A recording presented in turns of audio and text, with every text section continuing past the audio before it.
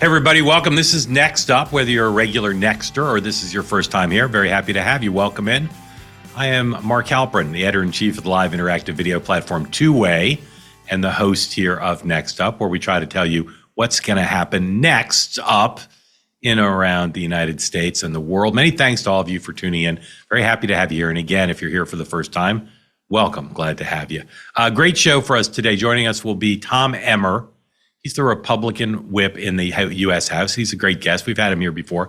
Happy to have him back to update us on what's happening next after the ending of the government shutdown. Then our great conversation about everything in the news, including Jeffrey Epstein and whether J.D. Vance is a phony or not. This is a debate that's percolated up in my life based on some reporting I've done over the last 2 weeks. Rich Lowry will be here, and Yemisi Egbewole will be here as well for a great conversation. Looking forward to seeing all three of them. But first, I want to talk to you all on my reported monologue about what is happening in this country. Big topic, of course. You know, a lot of what I do is minute to minute covering the news. And this week there was a lot of it. There has been for the last couple of weeks with the election and then with the government shutdown and now the release of these Epstein documents and tons of other stories. And I have to report on that day to day. And a lot of you are interested in the day to day. The other reporting I'm doing all the time, and I'll tell you in a second how I do it for the most part, is about the larger things going on in this country. The context going back decades of how we got to where we are, how all these things kind of fit together. And we talk a lot about polarization. We talk a lot about Trump, Donald Trump, who dominates everything.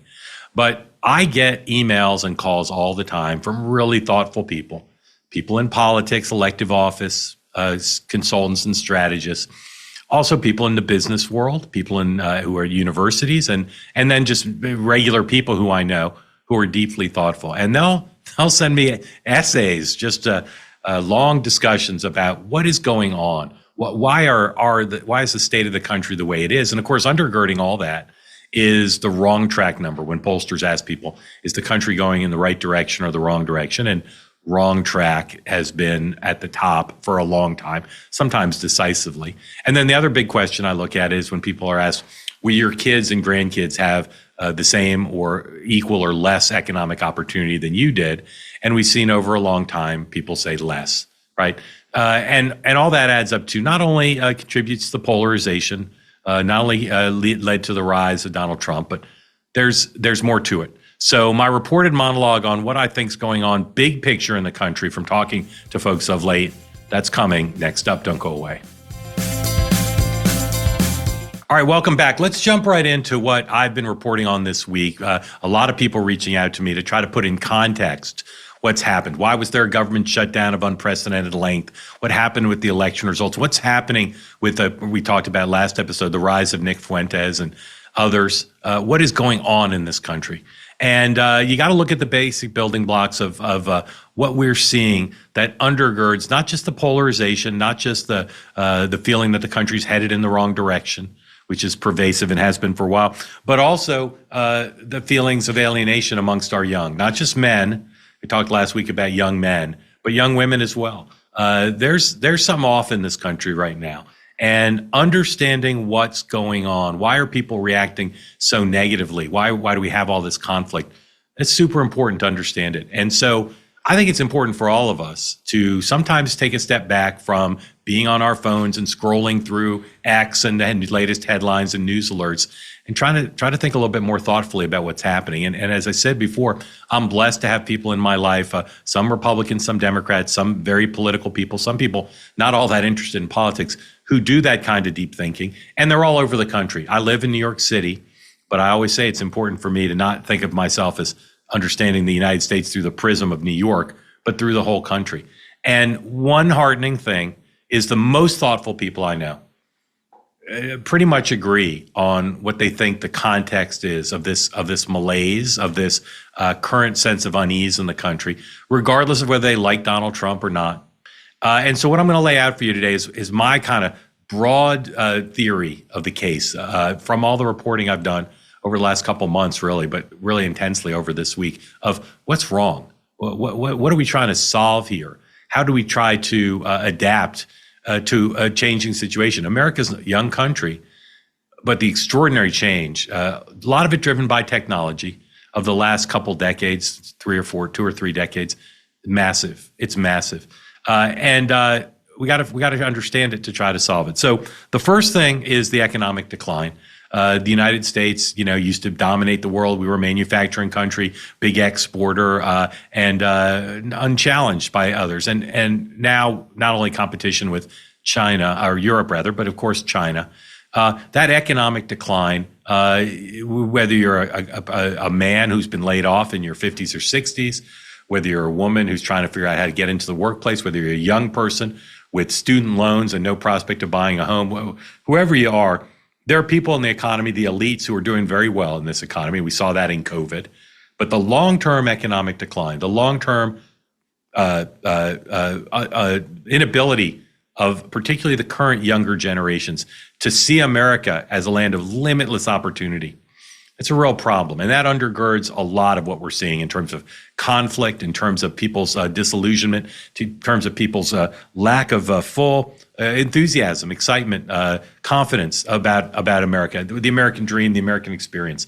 So that economic decline, and there are lots of reasons for it, particularly the long-term decline of the manufacturing base in this country.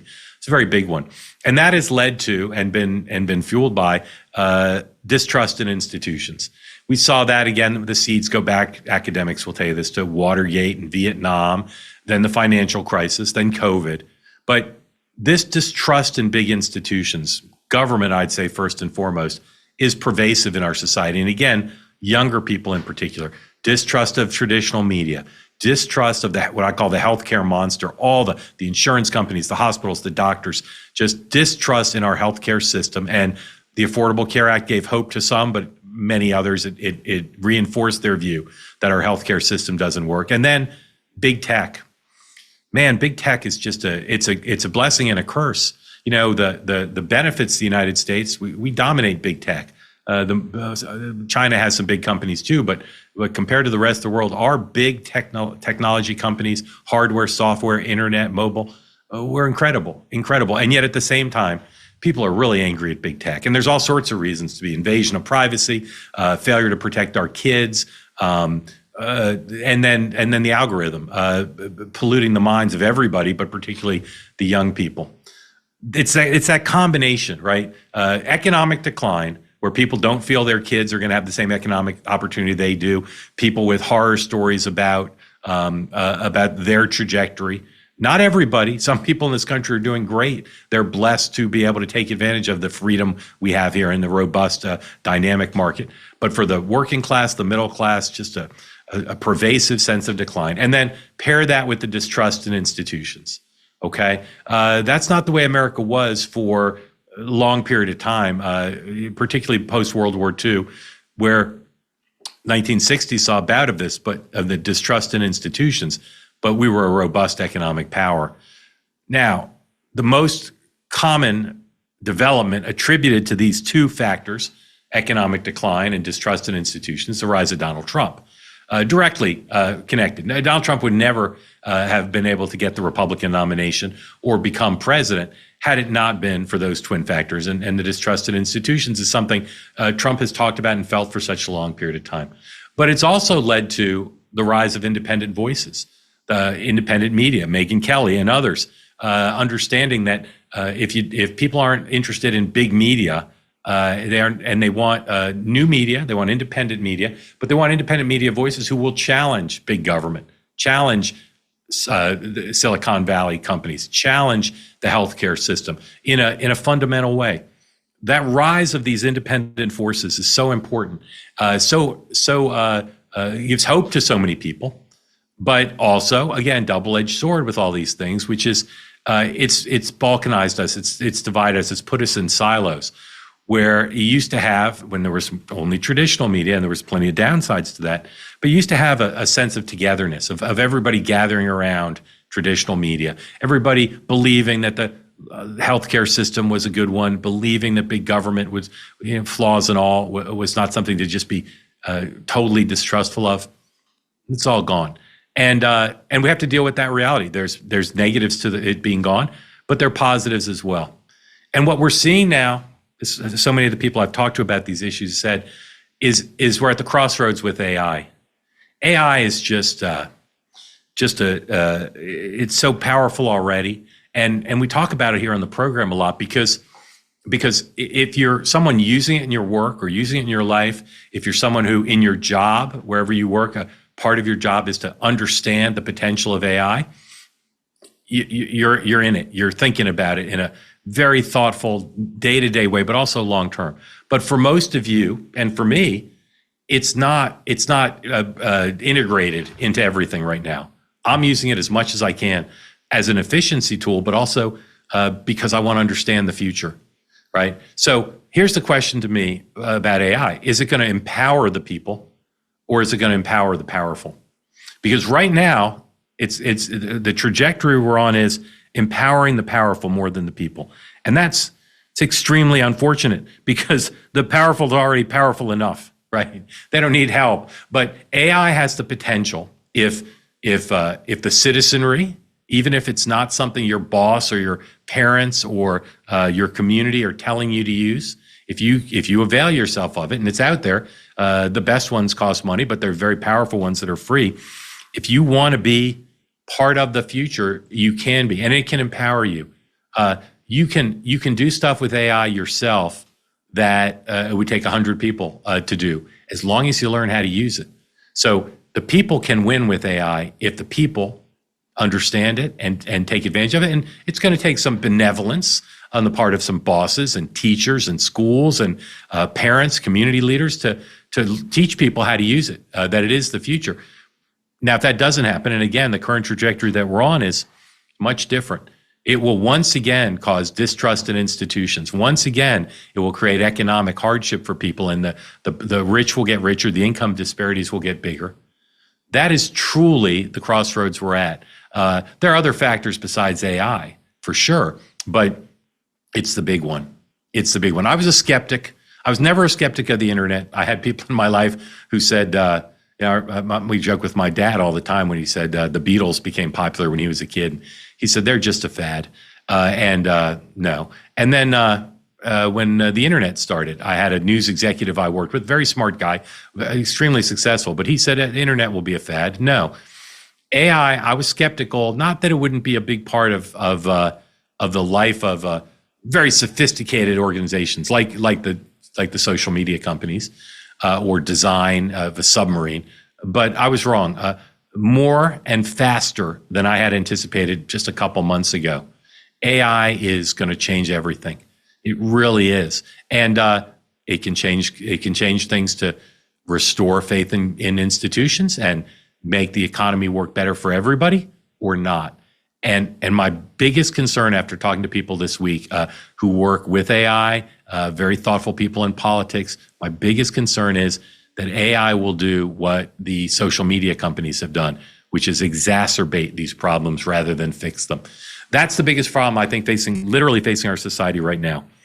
How do we get to the point where the AI integration into our lives, into our personal lives, our professional lives as a consumer, how do we get to the point where that's fixing these problems, restoring faith in institutions, and allowing all people to thrive economically? And the optimists, the futurist optimists who paint a picture of the future where, in fact, that's exactly what happens, that empowers the people. I don't think that's the trajectory we're on. I'm extremely worried about it. And every one of us has to look for agency. Every one of us has to think about these old institutions can only be propped up so far. We're going to have media. We're going to have a healthcare system. We're going to have government. We're going to have social media. Those things are not going to be banned in our society or go away. And so, and they're going to be big, right? The healthcare system's going to be big. Government's going to be big. Media's going to be big. How do we use AI, and how do we, as a people, how do we force those institutions to change their conduct in a way that restores our faith in them and that allows our economy to flourish? Okay. Each of them has huge problems right now. The government shutdown. I mean, you talk about lack of faith in government. You saw President Trump's poll numbers go down around that. But, I don't even need a poll to tell you because I've been traveling and talking to people. People are not going to have faith in government to do what's right. If the government had its longest shutdown of all time, if people saw their people in their community or themselves lose their jobs, the healthcare system now, this happened 2 or 3 times over the course of my career. People are so disgusted with the healthcare system. Plans, whether they have the Affordable Care Act or get coverage through work or some other way, cost too much, do too little. Super high premiums, ridiculous deductibles so high that it's really just a catastrophic plan. Everything's going to be expensive and out of pocket unless you have some catastrophic illness in your family where there'll be a little bit of support there after you hit the deductible. This is not what people expect from their healthcare system, and so there's a lack of faith there. Now, how's that going to change? Is Washington going to try to fix it? I can tell you this: the health insurance companies are not going to generously volunteer to fix it themselves. And then media, we talk about it here all the time. The rise of Barry Weiss, of Megyn Kelly. These are important moments to say there can be a different kind of media, for sure. People need to have trust in that, but we need big institutions. And then these social media companies, these tech companies, they're at the heart of what I think the problem is. And I worry most of all about them using AI to improve their algorithms even more, to pollute our brains and our kids' brains, for them to use the AI even more to produce products that are dominant and where they have a monopoly. Things like Meta, things like Google. Very dangerous, very dangerous. And every individual has to fight for societal change, but most people, they're too busy to do that or don't have they're not part of the right organization to do that. But you can do it in your own life. You can do it in your own life. There's been, on the right in particular, more than on the left, but there's some on the left, this fight to build up parallel institutions, independent media, alternative social platforms. In banking, that's another area where people have rebelled against the establishment and the organizations. Everybody needs to think about what choices can you make in your own life as a consumer to try to empower yourself. And starts with the thing that almost everyone listening to this, I'd say literally everyone, has carried with them at all time, which is your phone, your smartphone, right? Most people are carrying around an iPhone, an Apple phone, or an Android device. And by doing that, you're giving up so much. You're giving up so much of what people are rebelling against, which is these institutions in Silicon Valley give you the impression you're being empowered. There's no device, I believe, ever invented, the possible exception of the automobile, that has empowered people more than the smartphone. But it's enslaving us. And I'll tell you, I have been using a new phone. It's made by our sponsors. It's called the Up Phone. It comes from Unplugged. And I couldn't recommend it to you more. Psychologically, it's a huge relief to use it.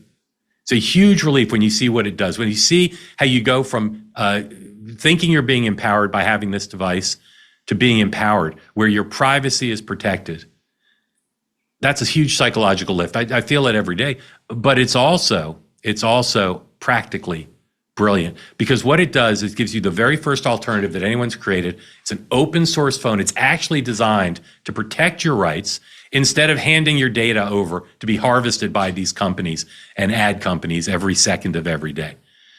Independent testing that's been done on the phone shows that it blocked every single tracker that on an iPhone or a Galaxy phone is going to send thousands of data points every day to third parties. Thousands, literally. And you can see it on the Up Phone. You can see how much data they're keeping from going out, because when you're browsing, when you're on these apps, it's just harvesting your data. Up Phone offers you a 30-day trial. You can return the phone very easily. If you want independent from these institutions, if you want to live a life where you're not giving your privacy away for other people's profit, this phone is a great place to start. Go right now to learn more at unplugged.com. See what this phone is all about. See how much of your privacy you can get back so these institutions cannot dominate your life. Okay. I will say again how important it is to make choices like this, how important it is to get your freedom back. We're going to have to deal with big institutions. You don't want to spend your life fighting the insurance companies, fighting big government, being angry at media. All of us need to figure out, and consumerism is one of the best ways to do it. The market will respond. If the market says we don't want bad health care, if the market says We're not going to accept these big organizations that are stealing from us our privacy and our identities. We're not going to accept a government that's not responsive to the people. That's going to be the best way to fix it. But I got to be honest with you, the status quo is not great. The status quo is not great. The economy is still got a lot of long-term problems. The Trump administration is trying to figure it out. And there's positive signs there. And this is the best economy in the world, not just now, but our legal system, our education system, our entrepreneurial spirit, our natural resources, our great cities, rural areas. This is agriculture. This country, we can't be too gloom and doom because there's so much great energy. But at the same time, we have to recognize that a lot of the tensions in our society, a lot of the hopelessness and fentanyl and suicide rates, a lot of that pertains to these two twin things that I started telling you about, the economy and all of this lack of trust in big institutions. We can't function as a society if everybody's orientation, or so many people's orientations, is negative towards our institutions, banks, houses of worship, all the corporate stuff, and big government and healthcare. We can't function like that. So we need to make it better. We need to use AI to make it better. And we need to, as individuals, as organizations, as political leaders, everybody in the media, we need to rebuild this country on our greatest traditions with a recognition that strong economy, trusted institutions, always being skeptical, that's the American way, but not hatred and distrust and conspiracy theories aimed at every institution of any size. That's not sustainable. We need a new direction. And the best thing to do, again, empower yourself about AI. I'm telling you, think about it every day. It's a little overwhelming, but you got to think about it every day. If you want to be part of the future and part of restoring both economic opportunity and trust in our institutions in this country, be part of the AI revolution. I was a skeptic, but now I totally get it. It's absolutely vital. That's my long-term, bigger picture thoughts. Coming up in our conversations, we'll get down to granular details a little bit more of what's in the news. I want to hear what you think about what I had to say today. Send me your thoughts. Email me at nextuphalperin@gmail.com. And of course, we'd love for you to subscribe to the YouTube channel. You can watch the full episodes there and bonus content, clips from the shows. I'm at youtube.com/@nextuphalperin. And the show's a podcast. And again, listen to it, watch it, whatever you want to do, but please share it with everybody. Subscribe to Next Up with Mark Halperin, wherever you get your podcasts. Make sure you check the downloads, and that's turned on, so you'll get every episode, and you'll get them right away. And again, share it with folks. We got to spread the word. Next Up is new, but we need more Nexters. More Nexters, the better. So if you haven't told your friends about the show, do. I was at a school event yesterday, and some parent, not in my kid's grade, came up to me and looked at me and said, "I'm a Nexter." I like that. So please share it with everybody. Quick break now. When we come back, the gentleman from Minnesota, Congressman Tom Emmer, the whip number 3 guy in the House for the Republicans, will join us. Tom Emmer is next up. Everybody, I want to tell you about the Vapor Technology Association. It's an organization started about 10 years ago to protect the rights of Americans who choose alternatives to smoking. And it's about the small businesses who have made a living using this technology, and they support science-based policies and the right of adults to make healthier choices. Did you know that there were many family-owned vape shops and manufacturers across the country who are now under attack thanks to outdated Biden administration regulations that threaten to wipe out an entire industry? The Vapor Technology Association, also called VTA, says businesses are being destroyed and people are losing their jobs. But the VTA says President Trump now has a clear opportunity to change all this and to protect Americans' right to make their own choices, to defend small businesses, and restore a free and fair marketplace. Go right now to vaportechnology.org so you can learn more about the organization and why they're leading the charge to support American innovation. And if you're there and their mission appeals to you, consider becoming a member. Again, that's the Vapor Technology. That's vaportechnology.org. And tell them you heard about all of this on Next Up. All right, joining me now after an eventful couple weeks in politics in Washington, Representative Tom Emmer of Minnesota, Republican, House Majority Whip. Congressman, welcome back to Next Up. Great to be with you, Mark. Tell me the story of how the shutdown ended. If you were writing a Wikipedia entry or a history book, we had the longest shutdown in American history. How and why did it end, in your view? 43 days. How and why? I think 8 Democrats in the Senate suddenly decided they had had enough of the nonsense and they were going to put the American people ahead of Chuck Schumer's politics. Not sure why they stuck with him for 43 days, Mark, but at the very end, I mean, somebody asked me about these polls that are all over the place. You know, you like one poll, you'll hate the next one. I don't look at polls when you try to figure out who won the shutdown, because nobody wins in a shutdown. The American people are the ones that feel it the most. And, you know, it was probably the last 2 weeks. You started this interview saying an eventful 2 weeks. It was 43 days, but about 2 weeks ago, you had air traffic controllers not get paid. Then the next day, more federal employees. The next day after that, more. The Saturday after that, 42 million low-income Americans faced the prospect of losing their SNAP benefits, their nutrition supplement. The Women, Infant, and Children program that people rely on was interrupted. The Head Start program, and the list goes on and on. I think at that point, they were starting to actually hear from their constituents about what are you doing and why. And again, thank goodness for those 8 Democrats finally growing the spine to do the reasonable thing and reopen the government. I was frankly stunned by last night. I was stunned we only had 6 of our Democrat colleagues in the House vote with us, because I'm going to tell you, those districts, I understand that Hakeem was less than relevant through this whole process. And I understand that he has his own leadership challenges. But to stick with him last night, you're going to have to answer for that in the future. The good news is, whether you're a Democrat or a Republican today, unless you are the absolute fringe, Mark, I think most of the people here are relieved and pleased that we are finally open and we're going to start doing business again. You never try to take the politics out of politics or the polarization out of our current politics, because that's a fool's errand. But one thing that Democrats did do, and the ones who think they won the shutdown fight say this, is healthcare is now front and center. The conference is talking about healthcare. The White House is talking about healthcare. So I want to try to talk about it really about in the interests of people in Minnesota and for the country. Let's see if we can talk about it, not about the politics of it.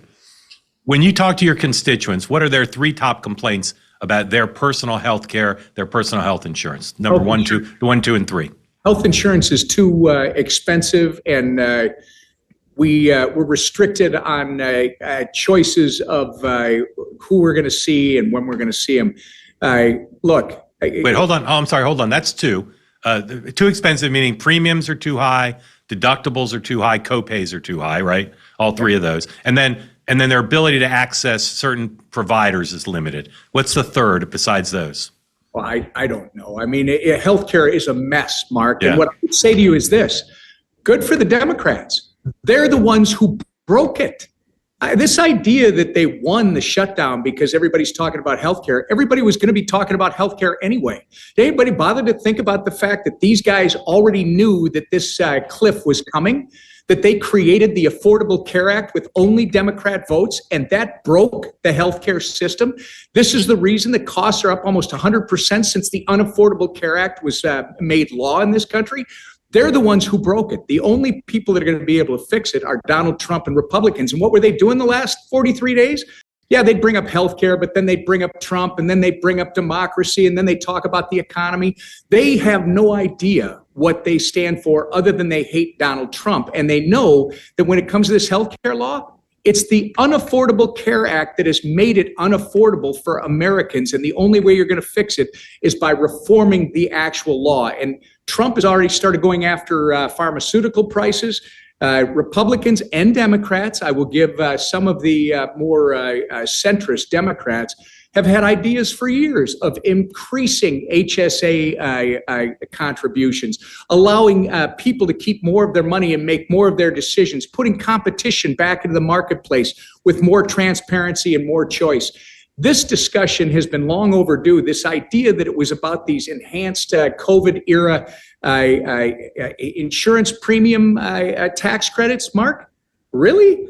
The average health insurance premium's going up about 30% this year, okay? Thanks. If you extend those any period of time, again, the temporary COVID enhanced tax credits that premium subsidy tax credits that the Democrats created during COVID to expire at the end of this year, it would only address about 5% of that increase. Right. The problem is the healthcare marketplace. Right. So totally right. Couldn't agree with you more. What they were focusing on, not for them unimportant, but a tiny piece of the system, and not a piece of the system that everybody would support. So what's Tom Emmer's vision?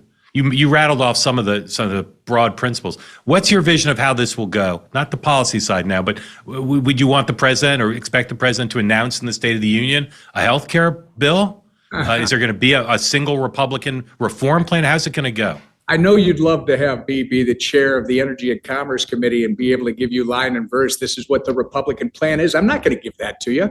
I'm telling you that we had to open the government, which we just did last night, after a foolish, unnecessary, and very damaging shutdown caused by Chuck Schumer and Democrats.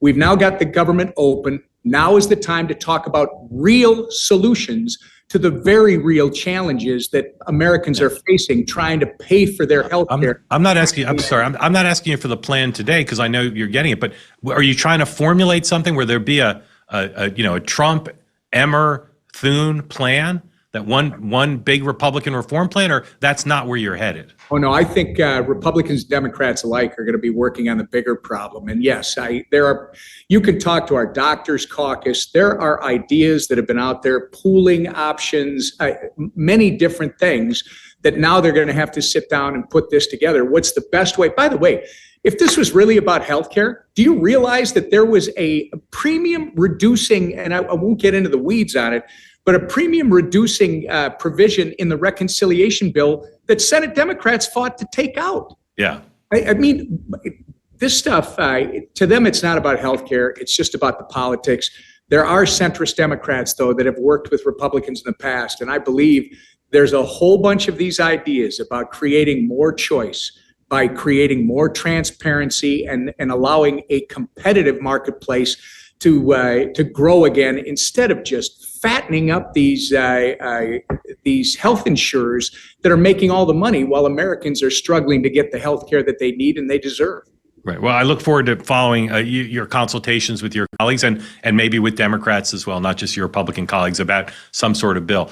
We'll talk about the Epstein matter. Very rare to have a successful so-called discharge petition where a majority of the members sign something that say we want a bill on the floor, not brought on by the leadership. That's going to happen. There'll be a vote. I've heard people say there might be 25 Republicans who vote for this, even though only a handful signed the discharge petition. I've heard people say up to 100. You're the whip. How many House Republicans do you suspect will vote for this piece of legislation calling for disclosure of Epstein documents?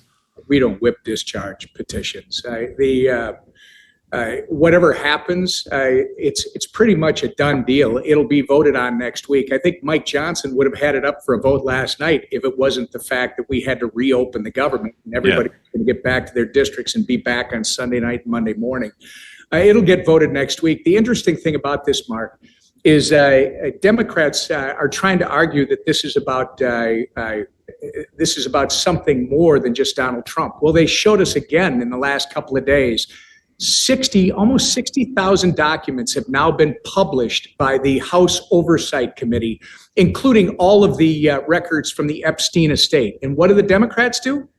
They cherry pick 3 records that mention Donald Trump out of the 60-some thousand. And guess what? They redact the name of an actual public victim who has exonerated Trump and said he did absolutely nothing wrong. So their whole goal is to attack Trump. Republicans are more interested in the victims, making sure that they get justice on the people that.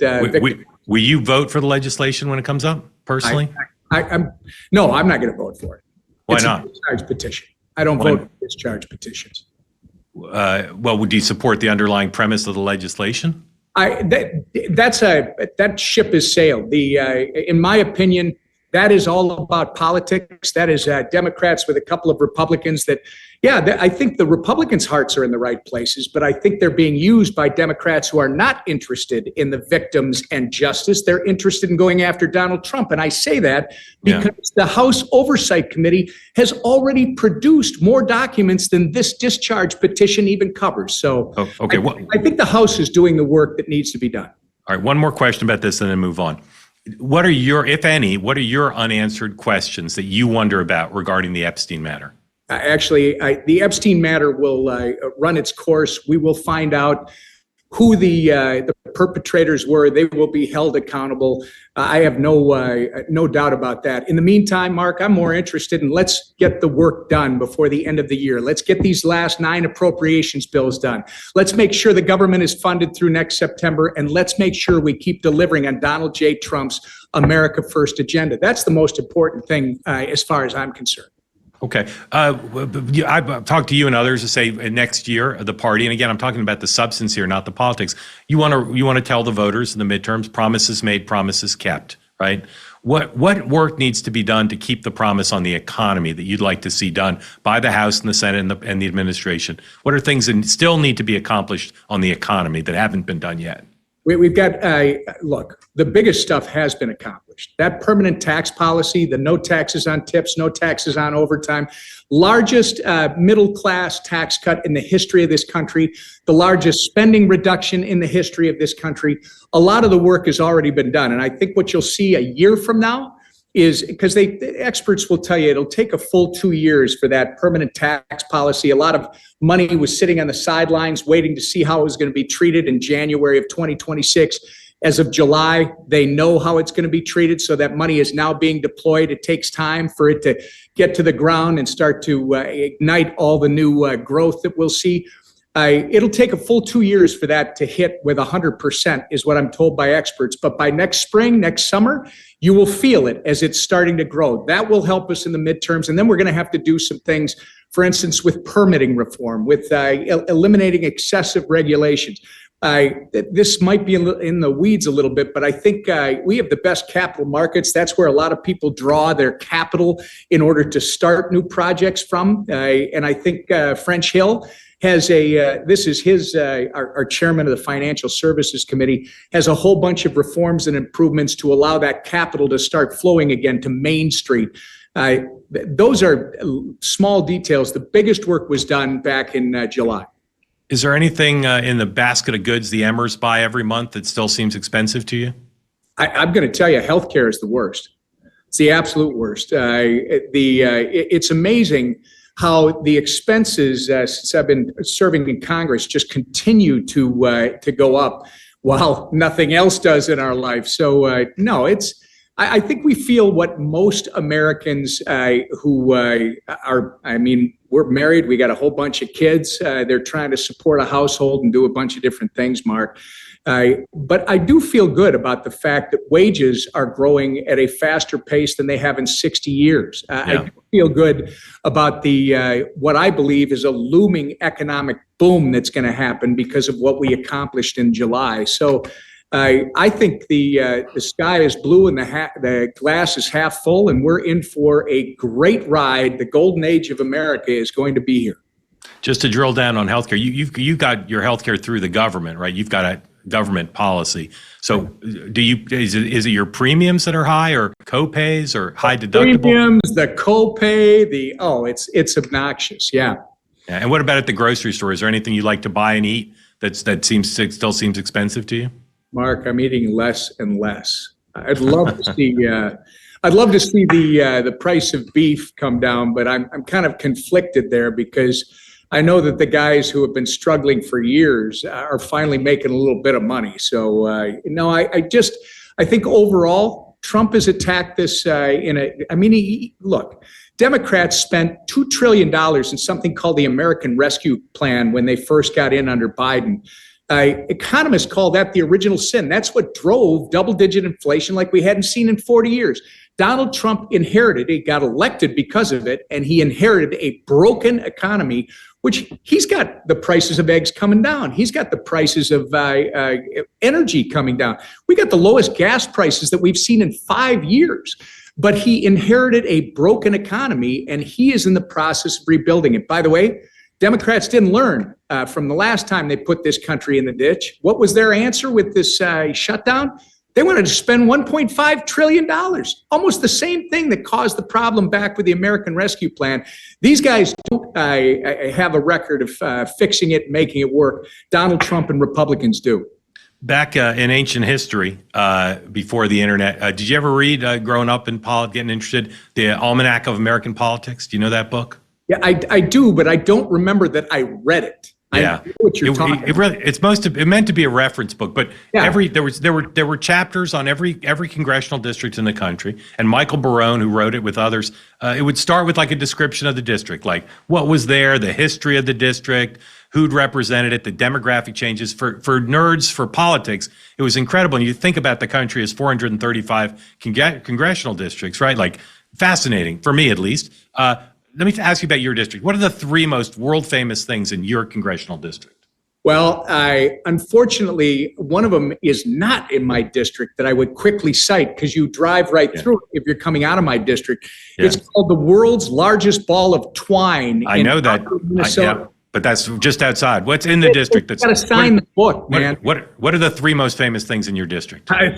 The mighty Mississippi. Yeah. What? Oh no! My whole district is famous, Mark. All right. My point is most districts have beautiful things, scenery, great people, but not necessarily anything world famous. Let me tell you about my congressional district. All right. My congressional district. Here are some of the famous things in my district: Broadway, Times Square, Central Parks, Empire State Building. My point is, I live in an unusual district. New York's 12th district has been represented by your friend Jerry Nadler. He's retiring. Wide open race. Lots of people running, some rumored, some not. A young man got in the race this week. Do you know this young man, Jack Schlossberg? You heard of him? No, I have not yet. All right, so he's President Kennedy's grandson.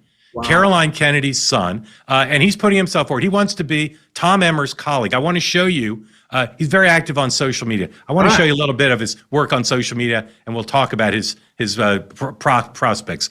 Play that for the congressman, please. Dear President Putin, every child shares the same quiet dreams in their heart, whether born randomly into nation's rustic countryside or magnificent city center. They dream of love, possibility, and safety from danger. As parents, our duty is to nurture next generation hope. He's imitating Melania Trump, reading the letter she wrote to Vladimir Putin. To sustain our children extend beyond the comfort of a few. All right, it goes on like that. Do we have another one? I want the congressman to get a sense. We have another one that we can play?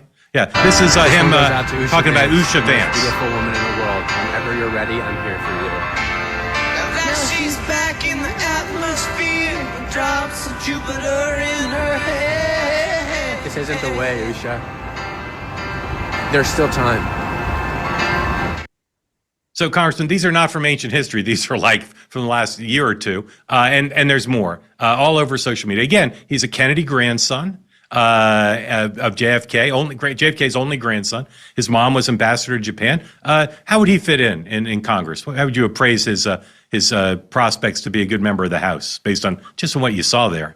I think he'd fit in better at Saturday Night Live. I think he's got a big future in comedy and satire. I'd like to know, before I go farther, what's his economic policy? What does he believe when it comes to safety and security in our neighborhoods, in our state, in our country, our world? How does he feel about immigration, legal, illegal? I'd love to know what he actually thinks about the issues of the day, rather than the entertainment factor. We've got a growing group of entertainers that have entered Congress. They're very good with social media. They're very good with the cute whatever it is, and they do get attention. I give them credit for that. But at the end of the day, if you run, you're running to win, and if you win, you're expected to govern. And in order to govern, you got to have some core understanding of the economy, of national defense, of local safety and security. You got to know these issues. And what you showed me there, he'd make a great guest on Saturday Night Live. Yeah, he announced for the seat this week, and again, it's a very crowded primary. Maureen Dowd in the New York Times wrote a 5,000-word piece about him, spent a lot of time with him. He talks a little bit about policy there, maybe not in the granular detail you mean. And he got a big interview on MSNBC, and he's off and running. If he's the Democratic nominee, could you beat him if you moved here? And could you beat him in the general? In California, in New York's 12th district? I got news for you. Now you reminded me why my district is so great, because I don't have to deal with the stuff that you deal with in your district. I mean, they just elected a communist, for goodness sakes, in New York City. It's my district, more than 50% of the ground is still in agricultural production. St. Cloud, Minnesota used to be the highest concentration of Catholics anywhere, German Catholics, by the way, anywhere in the country, which most people would never know. They'd think it's somewhere in Baltimore. I like Midwestern people. I like Midwestern value. I find you New Yorkers are great to be around and spend time with, and you're very entertaining. But I kind of like the pace that we move at. I hear you. I hear you. Yeah, you'll be shocked. You might want to sit down for a moment. He endorsed Mr. Mamdani very early on. Oh, well, then we know his. Well, what are my? Yeah. Well, never mind. Yeah. Anyway, the House. The conventional wisdom is there's only going to be like 15, 16, 17 competitive seats, and that neither party is going to likely have very big advantage. Do you agree with after the election? Do you agree with that there's fewer than 20 competitive seats, and that probably we're going to see a majority of not much bigger for either side than it is now? I think we are evenly divided, but no, I don't think you could predict that way. And I don't think that Tuesday election a week ago or whenever it was, seems forever now, was bad at all for us. I mean, they won the places they were supposed to. You literally, New York, I love using the example on the island. You've got 2 Democrat seats, 100% of the 4th congressional district in New York is in Nassau County. 75% of the 3rd is in Nassau County. The 2 million residents of Nassau County just reelected a Republican county executive, and his numbers improved 11 points. You got Binghamton, the largest city in New York's 19th congressional district, also represented by a Democrat. They just elected a Republican mayor a year after Kamala Harris won the city by 25 points. So, no, first off, you've got 11 seats that Democrats hold right now that are Trump seats. Those are definitely in play for us. You've got another 20-some that the Democrat won the seat by 5 points or less. A swing seat is typically defined as a seat that could go 5 points either way. So the question on those is, do you get a charismatic candidate? Do you have a local issue? Is there some reason that one of those races comes on the map? And it's way too early to tell right now, Mark. I think we're going to have all kinds of opportunities. At the end of the day, I will be conservative and tell you, I think the House is destined to be within a handful of seats either way. Either way. So you agree with me on the second point. On the first point, you highlighted the seats that you're on offense, either House Democrats in districts won by Donald Trump in the last election or where the margin was close. There's obviously seats on the other side that you'll be playing defense on. What's the ceiling for you? What's the maximum number of seats on both sides that you think will be competitive? Is it up to 30, more than 30? Because we've had cycles where it's 60. You and I will get to know each other, I'm sure. One, I don't give numbers, but I'll give it to you this way. Under the last decade's maps, out of the 435 seats in the House, there were roughly 80 to 85 swing seats. This decade's maps reduced that to probably 45 to 55. This is why this argument that, you're going to have a 230-seat majority again or a 240-seat. No, you're not. It just isn't going to look that way. The districts have continued to get more blue and more red, and you keep reducing the competitive seats. The difference now is Donald Trump. Donald Trump moved the needle with traditional Democrat voters more than anyone in our party ever has, and that's working men and women. That's Black voters, Asian voters, Hispanic voters. That movement, I believe, is going to continue. I don't believe, Mark, that those voters, those Trump voters, because he got roughly 77 million, the House collectively got roughly 74. So there's 3 million Trump voters out there. They don't become Republicans overnight. And my colleagues who think they came to the Republican Party, I think are sadly mistaken. But what did happen is Donald Trump has made it acceptable for these voters to actually look at a Republican candidate and a Republican message. I think that bodes well for us as we go forward in the future, because our policies will succeed. And as they do, we will have more voters joining our ranks, and that's only going to expand our opportunities. Congressman, my one request to you, and I'm so grateful to you for being here, is when you come to New York next, let's go together to a Jack Schlossberg event and just kick the tires together. I'd like to do that and to get your sense of him in person. I'll have a what is my the dark glasses, the hat. Yeah, or the Groucho stuff. We can get that at a gag shop. Yeah, that probably would fit better. You're right. Yeah. Congressman, very grateful to you for joining after quite an eventful week for you, and not an eventful final passage in the House, where the whip operation was smooth as butter, apparently, because you passed it easily. Congressman, thank you. Grateful to you. Thanks, Mark. Tom Emmer, Republican from Minnesota. Next up, Rich Lowry and Yemisi Egbewole, right here. That's next up.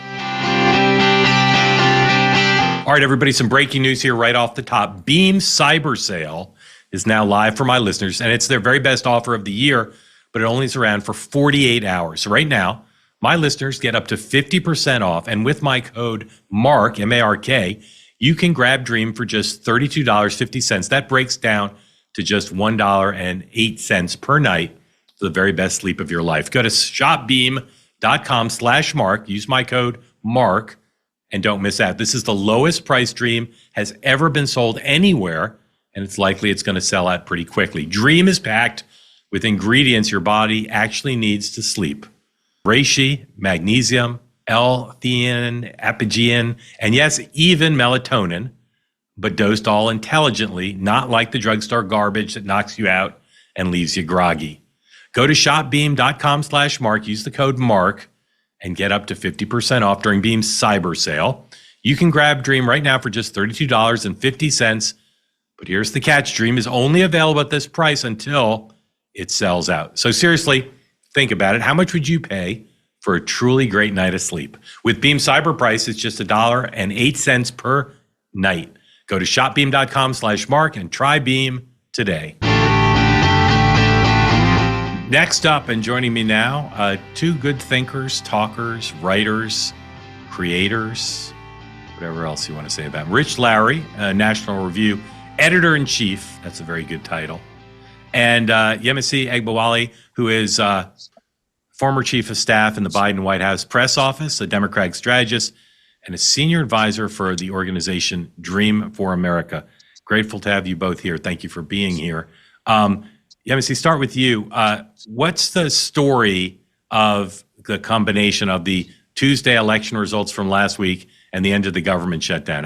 How do you connect those two events in appraising where we are at this moment? Yeah, I think it's a story of whiplash and a party that can't seem to have a good run for a little bit of time. I think frustrations in Washington right now, what I'm hearing from a lot of Democratic staffers and some members is about the shift from celebrating an election and really looking to the fact that I think moderates across the nation had a win for Democrats.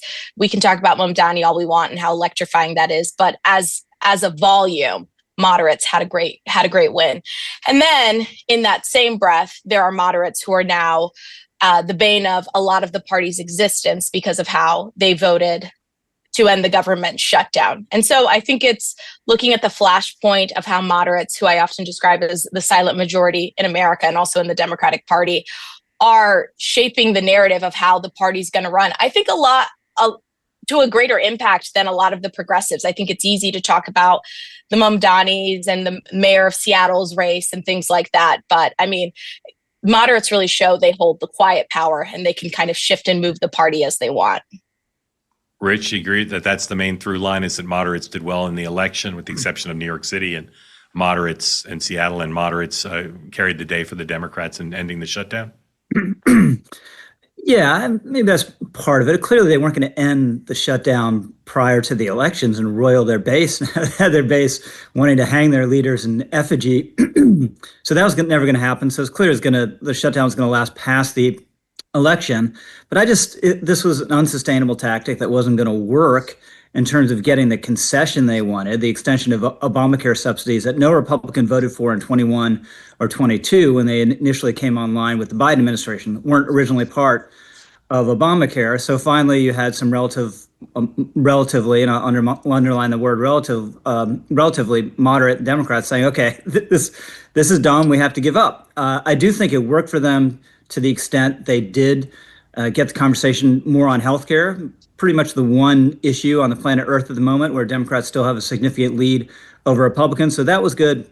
But in terms of placating their base, yeah, they didn't infuriate them by not shutting down the government the way Schumer did in March, but they're clearly going to infuriate them at some point by reopening the government, and Schumer is bearing the brunt of that discontent. You see what happens next. What happens in November, December, January as we face potentially another government shutdown? Do you anticipate another shutdown, more conflict, bipartisan compromise? What do you anticipate? I definitely don't anticipate a shutdown. I think folks have learned their lesson. And to Rich's point, what was going to be the outcome? It was always going to be that somebody had to acquiesce, and Democrats were the people most likely to do it. I think Schumer backed himself into a corner when he spoke very confidently early on, and he said, Democrats are winning. And I don't think you ever say that you're winning in a shutdown, especially when people on the outside are hurting. But I do think healthcare is the topic and becomes the conversation. And it's great because when we started this year, we all talked about affordability, but that was more from the how do you pay your monthlies, how do you pay your utilities? And now healthcare does get to be at the forefront of that conversation. And obviously the House will do Epstein, and we've got Adelita Grahala back in the House. And there will be things on the sidelines, but I think the base is really saying, okay, well, we did this shutdown experiment. It didn't work, but healthcare still has to be on the table. Rich, how do you anticipate the next couple months playing out? Well, I doubt we'll have a shutdown again, just because it's a dumb tactic. It never works. It didn't work here, so they're not going to go that route again. I just think they got nothing, right? They got a promise of a vote in the Senate. They didn't get a guarantee it's going to pass. Obviously, they didn't get a promise of a vote in the House. They didn't get a promise that Trump's going to sign anything. But this is clearly a vulnerability for Republicans, and it has been for a very long time. They don't have a legitimate alternative, a consensus party alternative to Obamacare. And this is about 12, 15 years too late coming up with one. But I think they will, if they're smart, at least offer some ideas and put them on the floor, even knowing they're not going to pass, to make the point, we have a better way, we have an alternative to deal with the spiraling costs, which Obamacare was supposed to address, and instead is made worse. Yeah, the system's not great. We have a ridiculous system, and it's a historical accident. After World War II, employers started offering health insurance as a way to compete for workers, and some people have that. Some people have Obamacare, Medicare, Medicaid, veterans. It's like just this patchwork. I get a sense from talking to people on two-way and around the country, the public mood against the flaws in the system, particularly the fact that people have insurance, but it doesn't work for them. Deductibles, co-pays, way too high, and just out-of-pocket expenses too much. What's your view of whether the public mood is now at a breaking point to the extent that Republicans will have to come up with a plan or pay a price? Yemisi. I think they need to come up with a plan. I'm not sure they will. I've said they've had to come up with a plan for a very long time, and they never have. One, is a very complex subject. Two, there are political downsides to whatever you want to do, and it's very hard to get a party consensus. So I'm not sure there'll be a unified plan. I think it'll be kind of stasis on this issue. And if a Democrat wins in 2028, he or she will likely feel he or she has a referendum to go even further towards a government-run system. But Rich, before we switch to Yemisi, do you agree that the public mood is at kind of a boiling point that we haven't seen in a long time on this, or not? I don't know whether I would say that, but it's clearly playing into the affordability concerns, which is the primary issue. And this is, besides winning the races, I think this is one good outcome for Democrats. It's not, Trump the authoritarian. It's not no kings. It's not the White House renovation. It's none of that are driving voters. Yeah. And that represents Trump's main vulnerability. It's prices. Yeah. Yemisi, what do you think about the public mood on this now? I agree with Rich. It's not a democracy-focused issue here for a lot of the public. It is affordability. And One thing I think Democrats are going to do a much better job of is talking about the faults in Obamacare. I don't think you have this entire shutdown experience without coming at the end of it and saying, okay, there are issues with how much we have to heavily subsidize Obamacare. And for a very long time, it used to be kind of this foundational piece of legislation that we all said, oh my gosh, we're so proud of it. We got so many folks on healthcare. And now I think we can actually talk out loud a bit about the cracks in it. Before, it just felt like we can't attack Obamacare. Yeah. We have to protect it because so many people want to do repeal and replace, repeal and replace. Well, now let's have a conversation about reform. And I think the folks moving into 2028 are actually going to have pieces of a plan here to help support Obamacare, or what does healthcare look like past Obamacare? Right. So you approach this more from the kind of competent right of the party or center of the party to say, what are the flaws in it that are not working? Isn't the energy in your party now with the Sanders AOC wing that says the flaws with Obamacare is it's not single payer? Yeah, I mean, the energy and the loud voices is always going to be with Bernie and AOC. The solutions are never with them, though. If the solutions were with them, then they would have a higher passage rate of bills in the House and the Senate. Yeah. Rich, does the Republican Party mythical plan that you've been rooting for a while, is that going to be pure market oriented, or do you think they'll say we need to spend more too? might say we need to spend more, but it'll be generally market oriented. And this is the big debate over prices, big debate over affordability in New York City. Are things not affordable because we've had too much regulation and policies that are too socialistic? And we need to pull back from that, or do we need to double down on that, right? Mamdani's answer is we need to double down. And that's the left of the Democratic Party's answer across the board. And Republicans need to make the case, and I think it's a good one, that no, the areas in public life where we've seen the highest price increases, higher education, all that's abated somewhat now, medical care, they're the most regulated or subsidized aspects of the economy. And if you actually let the market work, one of the great geniuses of the market is it tends to deliver better products at lower cost if you don't suppress that dynamic. So that's the broad case I'm hoping they're going to make. Even in the week of the end of the shutdown and people still talking about the election, there's an issue that's again roiling MAGA and the right, which is immigration. And this question of H-1B visas. President Trump did an interview with Laura Ingraham that Laura was quite feisty and good and pressed him on this. And just you two watch a little bit about it, and then let's talk about the issue. There's never going to be a country like what we have right now. And does that mean the Republicans have to talk about it, Laura? And does that mean the H-1B visa thing will not be a big priority for your administration? Because if you want to raise wages for American workers, you can't flood the country with tens of thousands or hundreds of thousands of foreign workers. You also do have to bring in talent. When we have plenty of talented people here. No, you don't. We don't have talented people here? No, you don't have certain talents, and people have to learn. You can't take people off an unemployment line and say, I'm going to put you into a factory where we're going to make missiles, or I'm going to put How did we ever do it before? Well, let when me you just, and I were I'll give you an example. Rich, this blew up between Elon Musk and Steve Bannon earlier this year. The president is constantly cross-pressured by the MAGA base that doesn't want expanded immigration, even legal immigration, and his business friends, particularly in hospitality and other parts of the economy, agriculture, that need this. Is this a roiling issue that has significance for government and politics, or is it just something for elites to talk about on cable? A little more the latter, but look, Trump's always been this way, very, very against illegal immigration, and supposedly an immigration restrictionist with regard to legal immigration as well. But all during the campaign, first term, he'd go out there and say, yeah, I want to shut the door to people coming illegally from Mexico and elsewhere, but I want a big, beautiful door to let all these other talented people in. And then Steve Miller would have to come out and say, no, that's not what he meant, and pull him back. So this is just a constant tension within Trump's thought himself and within MAGA as well. This is not a top tier issue, but it's one that a lot of MAGA influencers like Laura Ingraham care a lot about. And I think the way you square the circle, H-1B program, I think is a disgrace. It's been widely abused, should be seriously reformed or eliminated. At the same time, yes, if there are geniuses who want to come here, yes, we want those people. Yeah, Yemisi, your party came out of the last election with the weight of the Biden-Harris failure on immigration. even though many people told the president throughout his term, your policies, bad policy, bad politics. He only changed it at the very end.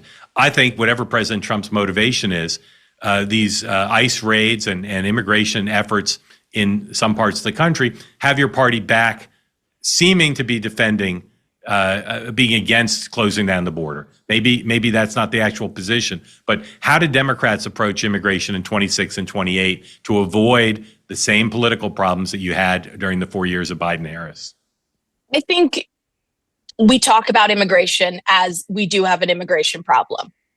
Full stop. I don't think anybody running to 2026, 2028 is going to speak about immigration with this bag over their head where we pretend that there's not a real issue here. There is.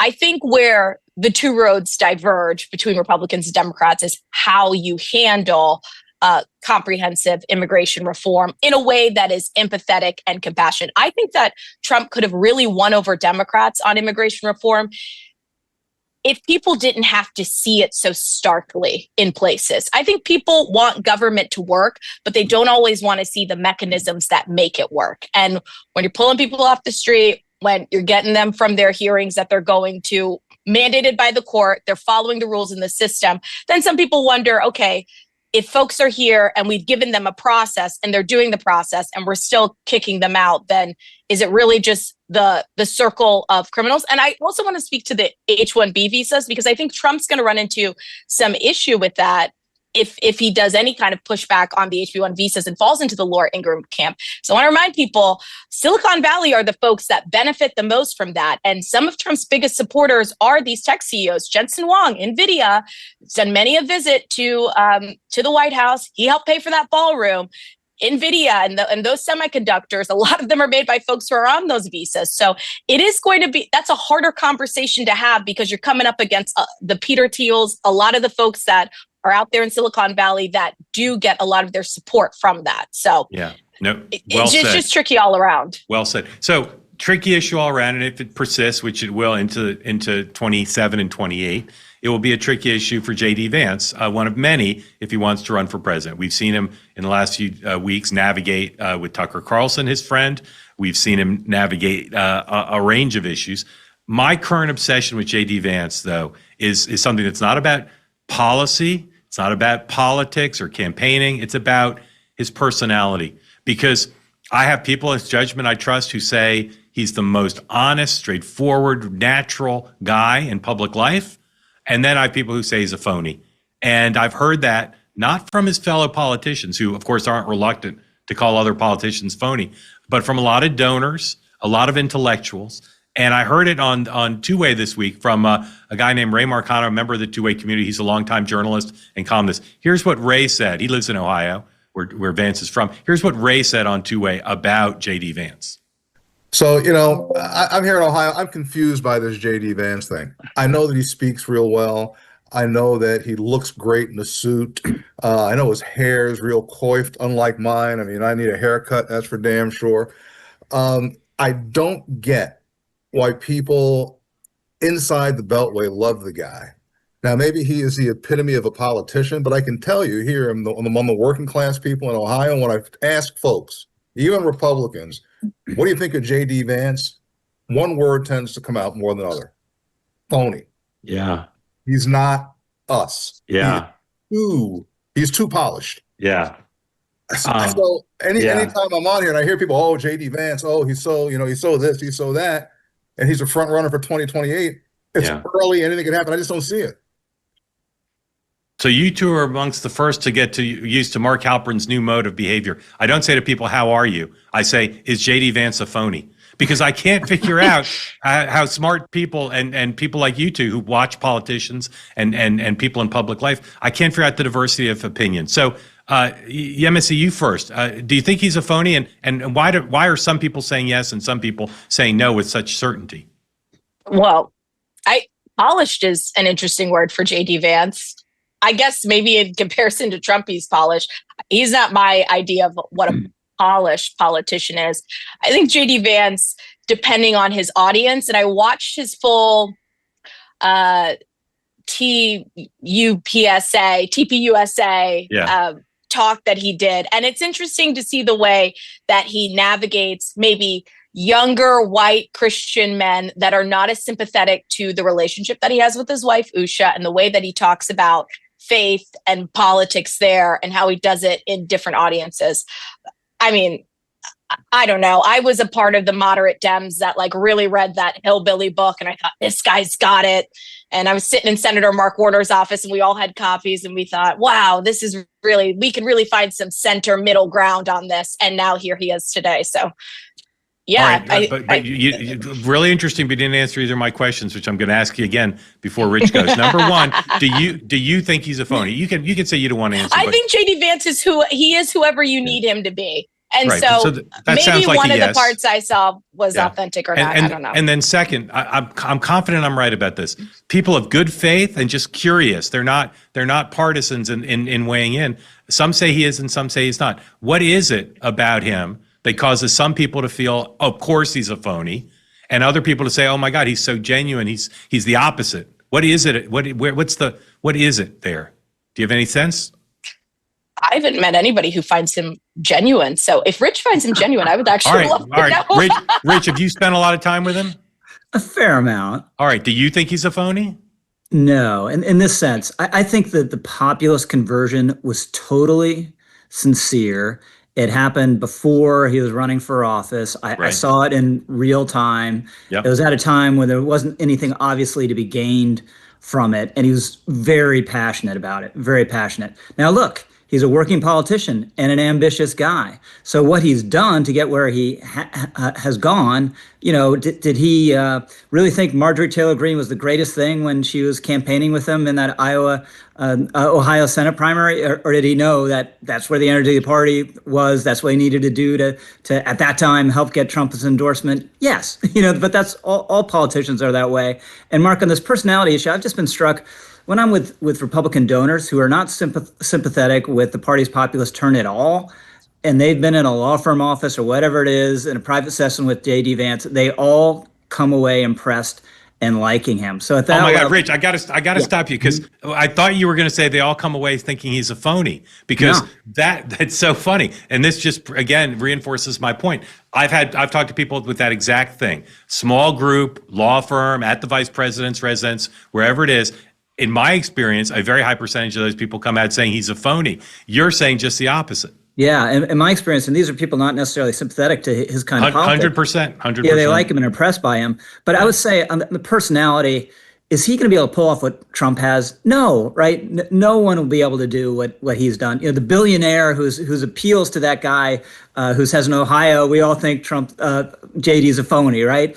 How does Trump pull that off? How does Trump say two different things in one answer to a question and get both sides saying, oh, he's with us, and hearing the right thing? How does he have this just iron grip on the party that's driven fundamentally by his persona? We're not going to see that again, and JD Vance isn't going to be able to do that. 100%. Yeah, Look, Rich is right. Go ahead.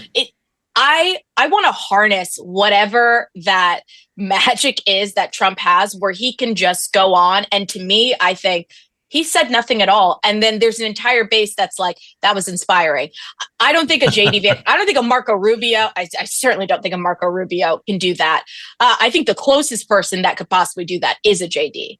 Yeah. The problem JD has is he's too articulate, right? He's glib and he's young and he's smart. And with working class voters, there's going to be a little suspicion around that in the way there hasn't been around Trump. Yeah. Everybody, just to reinforce the point you made, everybody in politics has to do phony stuff.